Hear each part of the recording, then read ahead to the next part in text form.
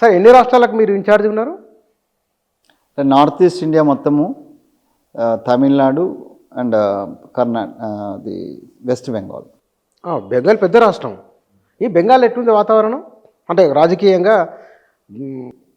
రాజకీయంగా చూస్తే ఇప్పటికి కూడా మమతా డామినేషన్ ఉంది.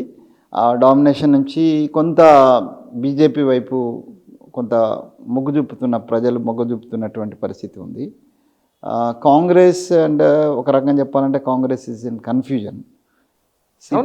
సిపిఎం కూడా కొంత కన్ఫ్యూజన్లో ఉన్నది. అసలు ఎవరితో వెళ్ళాలా అనే దాని విషయంలో అంటే అన్లెస్ కాంగ్రెస్ కానీ సిపిఎం కానీ existence without going with somebody is not possible. Even for the BJP also it cannot come on to the power as it దాని ఓన్ మీద. అంటే ప్రధాన ప్రతిపక్షంగా ఇప్పుడు ఎదిగి ఉన్నది ఆల్రెడీ. దీన్ని ఓవర్కమ్ చేయడము మళ్ళీ కాంగ్రెస్ కూటమికే సాధ్యము.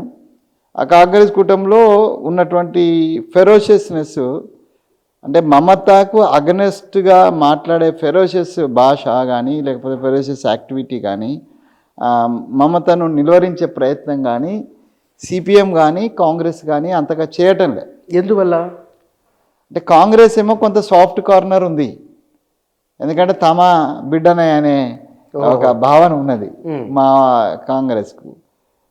అధిష్టానంది కొంత అధిష్టానము యొక్క soft corner towards Mamata is become a problem for the local leaders.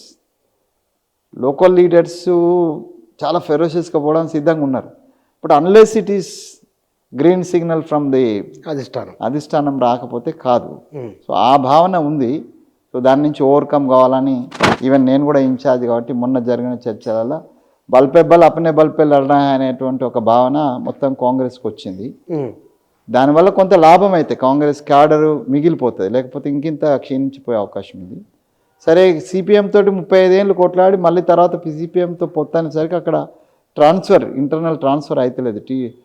CPM vote కాంగ్రెస్కు, కాంగ్రెస్ ఓటు సిపిఎం. తర్వాత బేసికల్గా సిపిఎం అనేది అగ్రెసివ్ పార్టీ.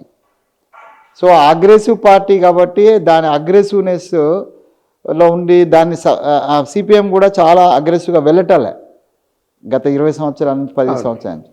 అంత అగ్రెసివ్గా పోకపోవడం వల్ల సిపిఎం క్యాడర్ కూడా బీజేపీ అగ్రెసివ్కి అట్రాక్ట్ అయ్యి అటు వెళ్ళిపోతుంది. అవును, సిపిఎం వాళ్ళు బీజేపీ చాలా దిక్కులే. ఎందుకంటే సిపిఎం పోకపోతే కాంగ్రెస్ అగ్రెసివ్ క్యాడర్ పోకపోతే బీజేపీ క్యాడర్ లేదు అక్కడ. బీజేపీ క్యాడరే కాదు,